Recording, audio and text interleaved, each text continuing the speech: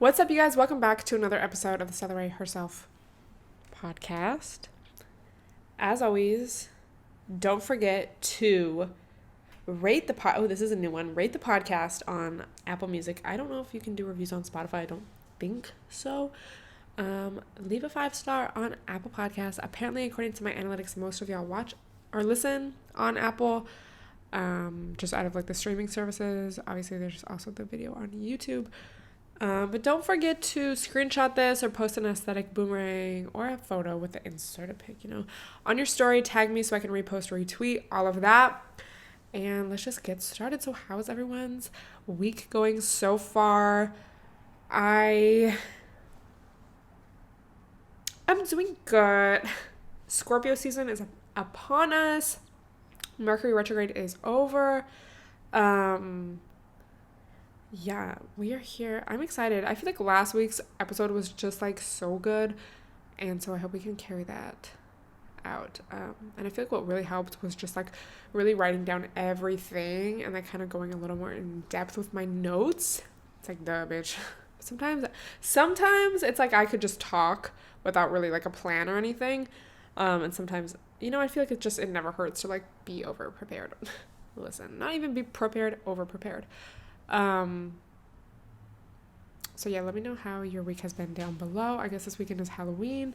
Let me know your thoughts on Halloween. I have said this before, never really been a huge like holidays person in general, but especially Halloween, I don't know. I guess as I've gotten older, it's gotten more fun, but I feel like I'm just so like, I'm like, well, it's going to be a lot of people out that day, so then like the Ubers are going to be a lot, and then like it's crowded and that's just like more annoying. I don't know. But let me know if you're dressing up. At this time, I have no idea anything, my plans. I'm really more than happy to stay home that day. But go to a Halloween brunch and let me know how it goes. But yeah, it is Scorpio season. If astrology is not real, explain why why Halloween is in Scorpio season. I found this new astrology IG account, and I've kind of been reposting them here and there, but it's really cute. They have a really cute page. I don't know like who runs it, but it's leap of faith _quotes. But just like super cute little like pics and just like info about, what aspects are going on, what season it is, if there's a full moon, they'll explain like the themes of that full moon. So they had some really cute ones for Scorpio season. Let me know if you're a Scorpio, how does it feel to be a Scorpio? And if you're not a Scorpio, have you had any experience with Scorpios, and what has your experience been? Do you vibe with them? Do you not? Good experience? Nah. I feel like in general, I just like water signs. I don't really feel anything super strongly towards Scorpios, like good or bad, but yeah. So I'm sure y'all know the Scorpio traits, but as far as the season, like how it will affect all of us as a whole, this IG page says, the season, so it's the 22nd of October to the 21st of November. And then we have Sag season, which I'm so excited for. Just, I love a fire sign season. It's always going to be a little more fun. Scorpio season is a little more like emotional. This says expect to feel emotional, sensitive, and passionate. Focuses. A time to focus on and confront our shadows. Uncovering the hidden parts of ourselves that need healing. Embracing our magic. Ooh. And connecting with our intuition by diving deep into our emotions. A time for growth, healing, and transformation. So it's kind of like, okay, I thought we just had that with Mercury retrograde. But I mean, it's like a different type of vibe. It's more so about like, the planet is Pluto, so it's more so about going beneath the surface and like, yeah, that was pretty phrased like perfectly. Like, what parts of yourself do you need to heal or need to work on, or like, I don't know, I feel like things could come up this season where it's like maybe a bit of a trigger warning, but it's like if we can just like get through that, we can get out a little stronger. So true. Then I looked at an article on Refinery 29, and they said I guess actually Scorpio has 2 ruling planets, Mars and Pluto. T.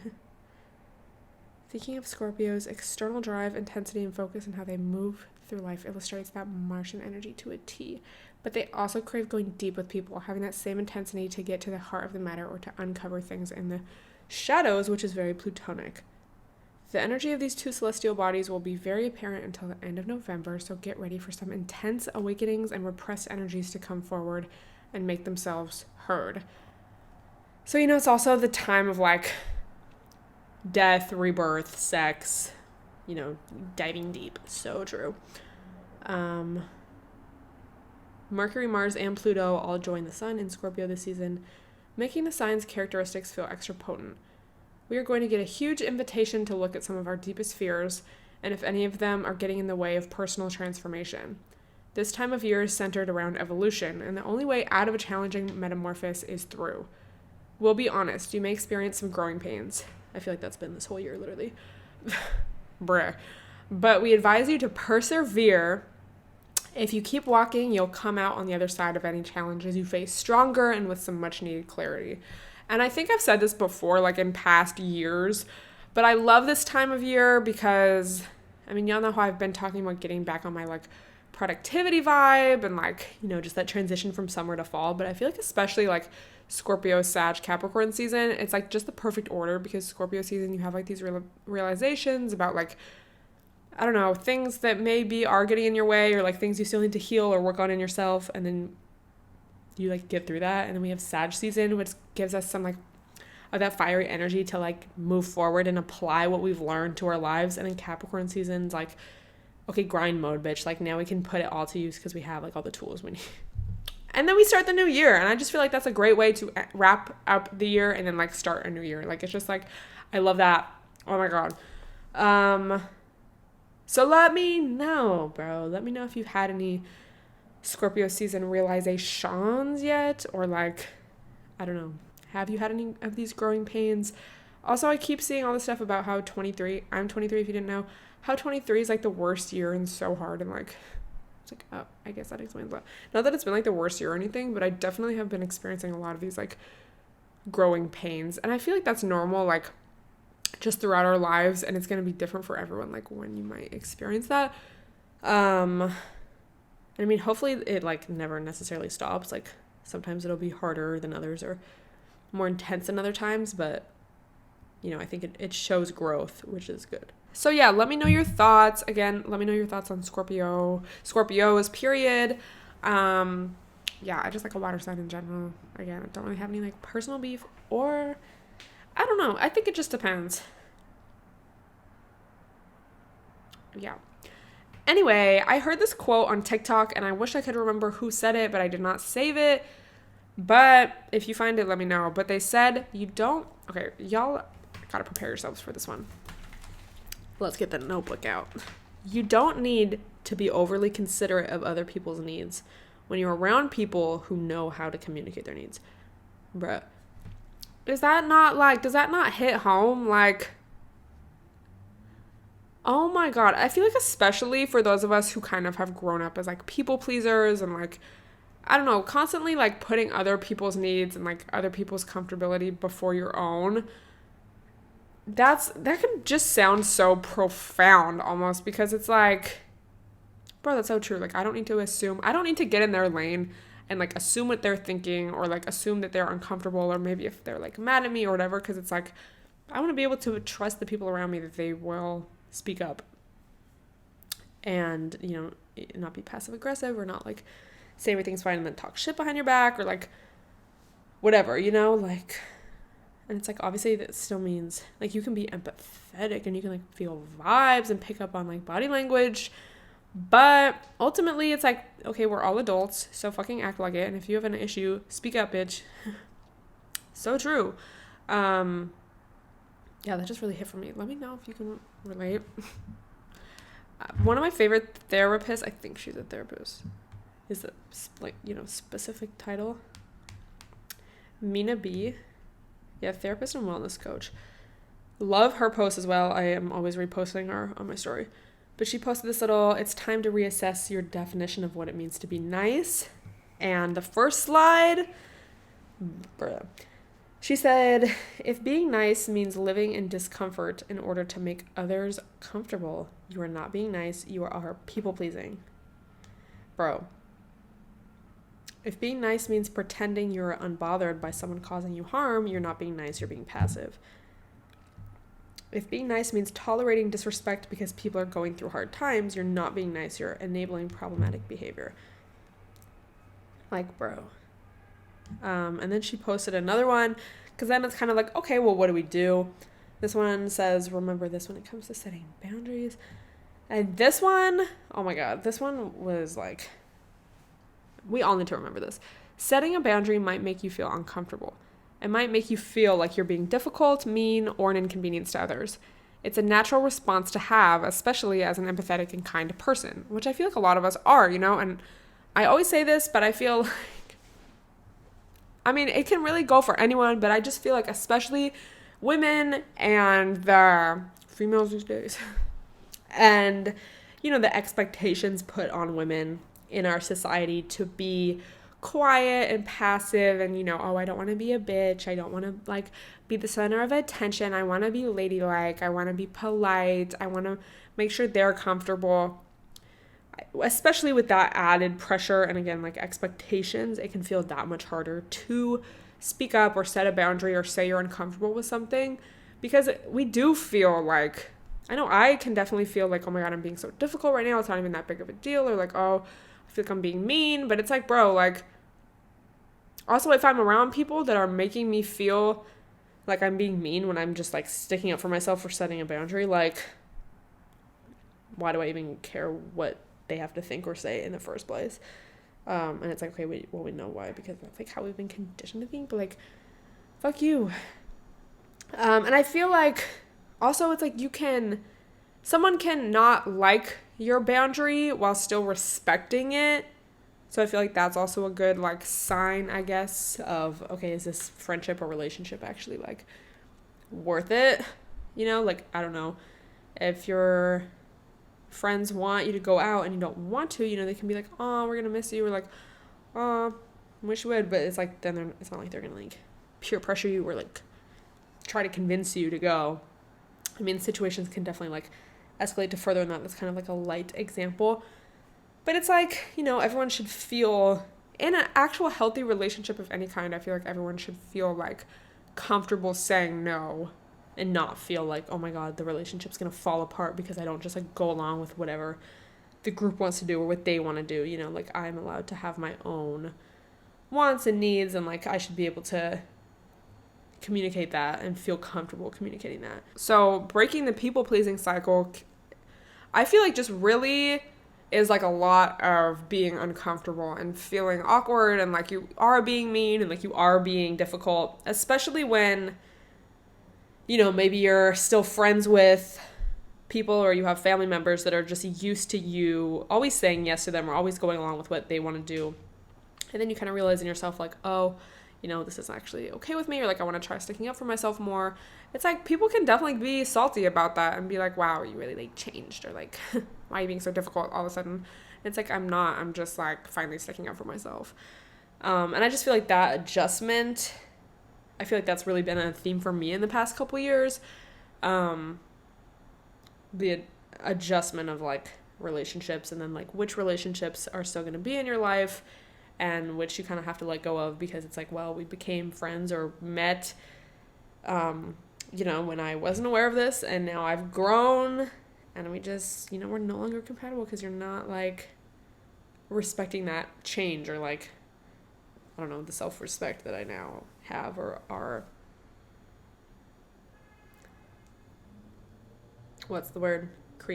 Not creating, but cultivating.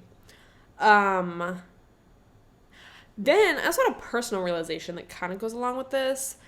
So, you know, like, I don't know, for me, it's always like, or it would always be something like, oh, I'm asking, like, I don't know, I'm asking someone, maybe like my mom or like really close friend, like for advice on what to say to this guy. Whether it's like I need to set a boundary or I need to like, I don't know, just like, oh, what do I say? And you know, when someone like tells you, or I don't know, I know my mom would just always tell me like, to say something very direct. And sometimes it would just feel like so cringy because it's like, I mean, especially like a parent, it's like they don't always like get the text lingo, so it could sound like just too professional in general. But like there was just a certain vibe of like, oh, it just feels too, almost like too formal, or like, you know what I mean? Like, I hope I'm describing that well enough. I don't really know how else to describe it, but they're like, oh, you should say this. And it's just like, oh my god, ew. Like, I don't even type like that. But then I realized a lot of that cringe just comes from like assuming that the other person is going to think of it that way. Like, think of it as like, oh, why is this girl texting me so formally? Or like, oh, like, who does she think she is? And it's like, I mean, obviously you can still like say something in the way that you would feel comfortable saying it, but while still being direct.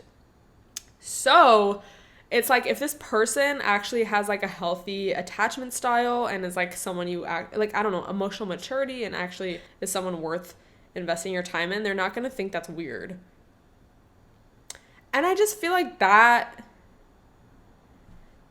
regardless of this specific example, but just that concept in general is just so revolutionary, because it takes away so much of, I don't know, like I don't know what the word would be, like rejection, or like taking it personally when it comes to like dating, and especially the early stages of like talking to someone.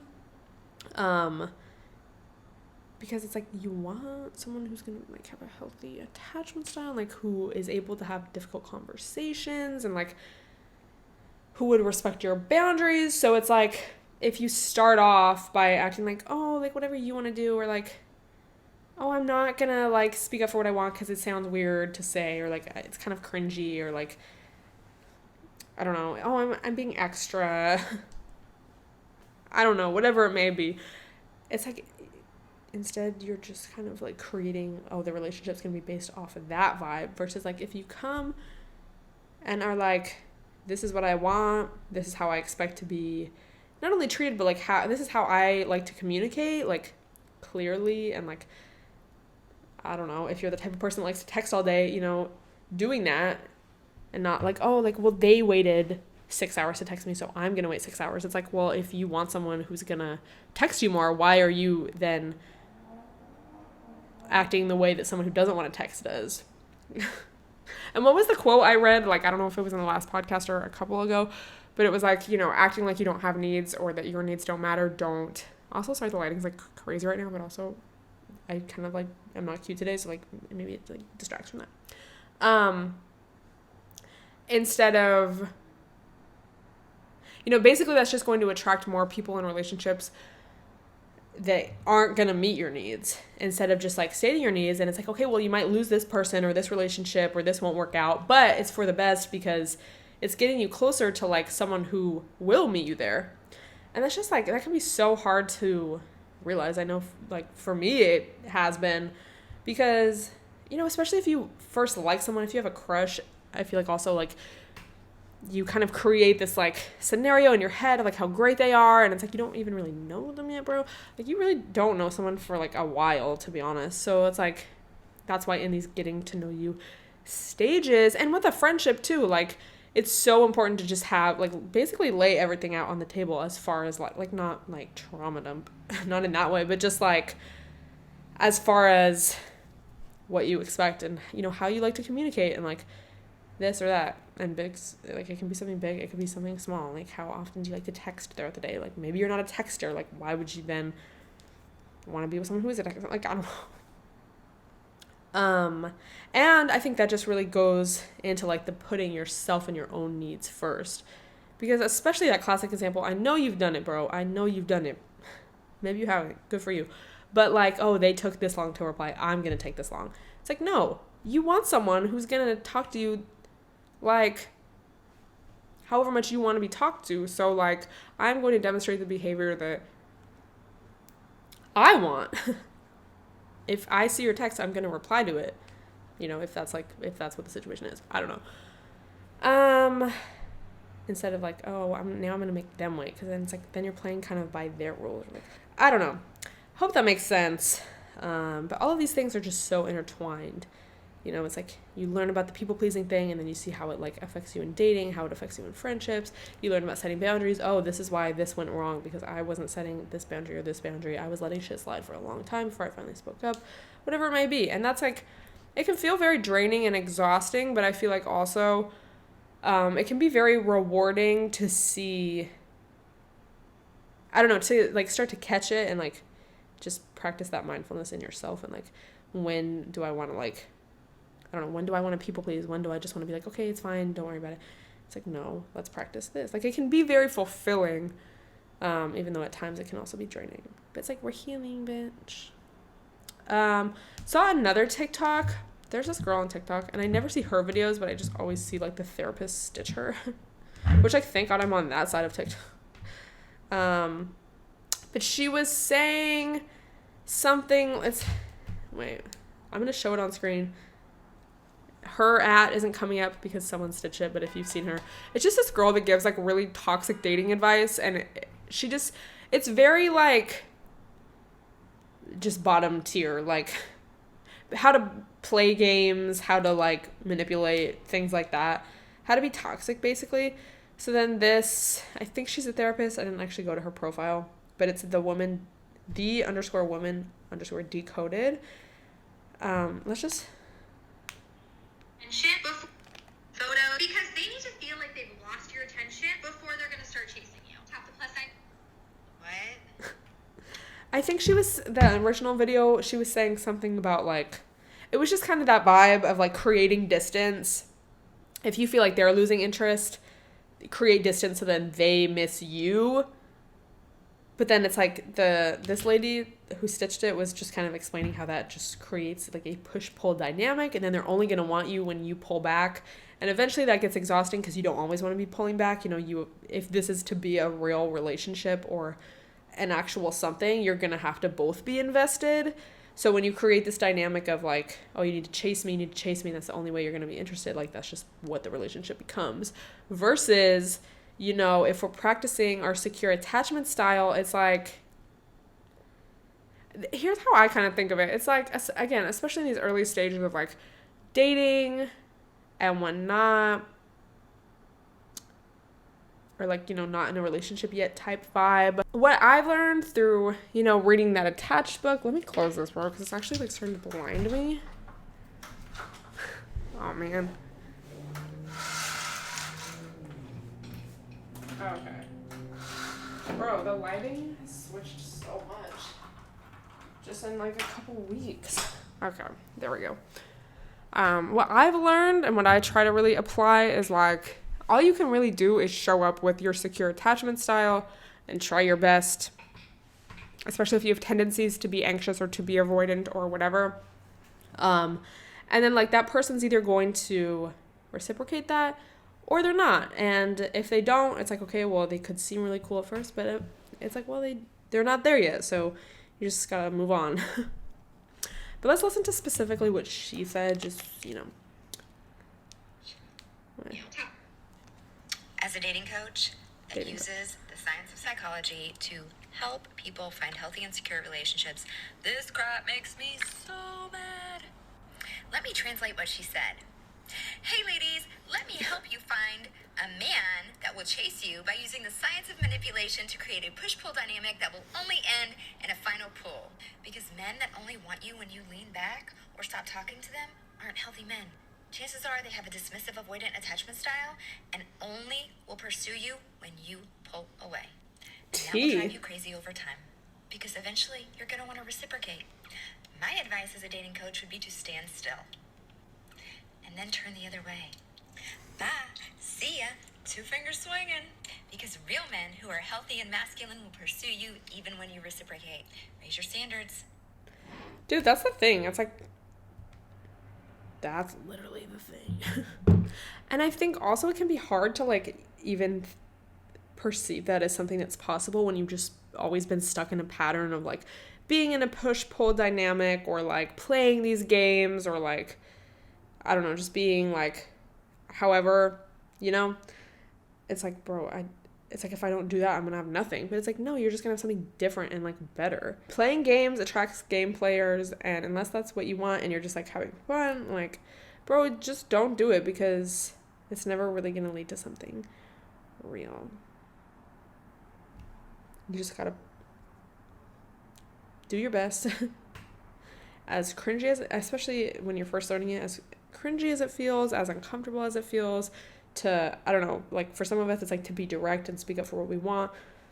For others it could look like something else, but it's like it's pointing you're starting to like go in the right direction, you know. I saw another TikTok. The Stella discusses TikToks podcast, but they were just like, oh, I and this is why I was like using that as an example before, but they were like, oh, I texted him back. No, it was something like, oh, I double texted and like let him know my whereabouts, even though like, you know, the voice in my head was telling myself not to, like, oh, we're healing, like, stop being avoidant. Dude, fucking tea. Literally. I'm just like, what's gonna happen? Just in general, in life, in my life, in your life. Like, bro, what the fuck? A bit confusing in it, and I really like my last vlog, I think because I shot it on my iPhone, but I had a little talk in there just about, like, what the fuck is life? Like, just that realization that, like, it's not like your life starts, like, this is it, and especially just becoming an adult, growing up, it's like you just kind of realize it's not like most people don't feel like adults, you know, most people feel like they're a teenager or whatever in their current body. So it's like, bro, it's really like up to us to like get what we want, be who we want, and like start our lives. Like, it's not like it's just gonna feel like it starts one day. Dude, also, this is kind of like a random thought, but I just okay, I'm just gonna walk you through my thought process when I was walking back from getting my green juice earlier. I was just thinking, like, wow, because sometimes, like, I don't know, especially after an antic or after something really fun, or like, I don't know, for me it's like if I've been reading some law of attraction stuff, you know, that mindset of like, oh, life's a game, or like, haha, maybe you've seen some relatable tweets or TikToks or posts about it, just like, oh, life's a game, like nothing's real, everything's fake, like, haha, like I'm just gonna fuck it, like whatever. I was like, damn. So this is like, I'm just walking, I'm like thinking about that. I was like, damn, like I wish I could just feel like that all the time. Like that feeling after an antic when you're just like, sometimes it's like after I've been out and been social, there's been like some fun tea happening. I just have this like feeling of like, that was so fun. Like, haha, like life is so fun. Like it's like a game, like, you know, especially if you're lit. It's like, it's literally, in the words of Snooki, it feels like a video game. I was like, damn, I wish I could feel like that all the time. Like, and not like the lit feeling, but like that after feeling of like you're reflecting, you're just like, that was so fun. Like, I want to manifest more. Like, I don't know. And then just thinking about those posts and like, you know, the whole law of attraction kind of mindset of like, oh, life's a game, like your thoughts control your reality. It's like, damn, like I really need to get back to that. And then I was like, wait, but like low key, not just like the fun out of everything, but that's kind of just escapist and low-key kind of sociopathic, because the thing is, although there are moments where maybe we feel like life's a game, or like, oh, everything's just so fun, and like, oh, nothing's fake, we're all just gonna die anyway, haha, it's like, but we're still human, and most of us still have emotions, and, you know, moments where we don't feel our best, and we feel sad, we feel angry, we feel however we feel, we get triggered by something. And it's like, in those moments, life does not feel fun and like a game, you know? And that's just part of life. So instead of like having these unrealistic expectations and like kind of the toxic positivity of like, your thoughts control your reality, it's like to an extent, but it's just as important to know how to deal with like difficult emotions and moments and times, and like just, I think, accepting that it's not always going to feel like a video game. You know, and that's not wrong or bad. Is there anyone any sane person who is not a sociopath, so they actually feel emotions and have empathy for others? Like, is there anyone who actually feels like life is a game all the time, or like, I don't know, like, just that like certain vibe of manifestation, the manifestation community, but you know what I mean? Like, oh, if you think it, just manifest. Like, not in a hee hee ha ha fun way, like manifesting someone pays for our bill. Like, you know what I mean? Like, it's very just escapist, and like, bro, you can't escape yourself. Like, shit's always gonna come back if you don't deal with it. Like, so that was just kind of like my thought process earlier today. But I just want to ask if you could relate to any of that. Maybe you've had the thought before of like, oh, I wish life could feel like fun, like a video game all the time. It's like, bro, they're not. Like, everything is not fake. I mean, it might be, but like our emotions make things feel very real. And if we just ignore that, like, we're ignoring such a huge part of ourselves. And like, therefore, it's like, how are we gonna like proceed? We're not. So we can't live like that. Bro, literally. Oh, wow. Let me know your thoughts. Are you ever like, how is there more to realize? Like, I feel like I've realized it all. It's just like, then every day I learn something new. Like, bro, also sometimes I'm like, dang, I watch a lot of TikTok, but then I'm like, I'm low-key learning a lot on TikTok. Like, it's all about the content that you curate for yourself. Like, IG can be a terrible place. It can also be a great place where you are learning stuff, following, you know, education, infographics that are providing you with insight and information. With that being said, I asked you guys to ask me for some topics or advice. So thank you guys, like, things you want advice on, like questions. And I'm just going to answer one.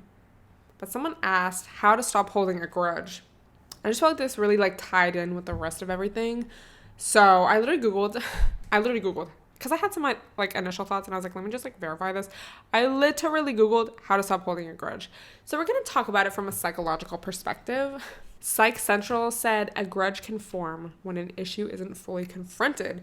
Because that was kind of my first thought of like, okay, well, a grudge is like, you know, when you still kind of feel something towards somebody, like resentment, or like you still have unresolved feelings, whatever those feelings may be.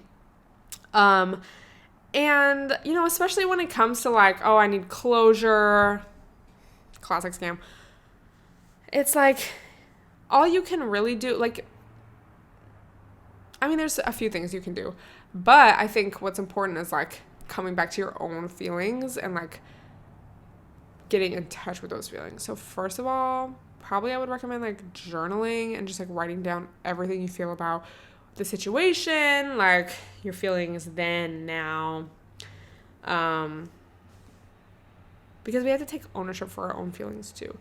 And I also feel like with a grudge, usually it is something that is unresolved, or like, I don't know, it's like, after, this is what I would do, is like write all my feelings and then ask myself like, okay, well, what could I have done to, you know, communicate my needs better? Because I feel like often a grudge is like, okay, I wasn't feeling seen, I wasn't feeling heard, I didn't feel like my needs were prioritized, whatever, you know, that might look like.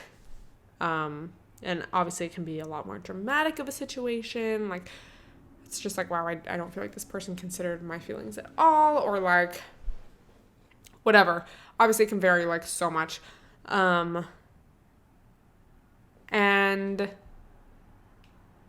then I looked at Psychology Today, and they had an article about grudges. And this article was a little more about like these long-term, like lifelong grudges, and just, you know, talking about how people carry around their grudges and how they just like weigh us down. The path to freedom from a grudge is not so much through forgiveness of the other person, but rather through loving our own self. To bring our own loving presence to the suffering that crystallized into the grudge, the pain that was caused by this other, is what ultimately heals the suffering and allows the grudge to melt. If it feels like too much to go directly into the pain of a grudge, we can move towards it with someone we trust or bring a loving presence to our wound, but from a safe place inside. The idea is not to re-traumatize ourselves by diving into the original pain, but rather to attend to it with the compassion that we didn't receive, that our grudge is screaming for, and bring it directly into the center of the storm. To let go of a grudge, we need to move the focus off of the one who wronged us, off of the story of our suffering, and into the felt experience of what we actually lived.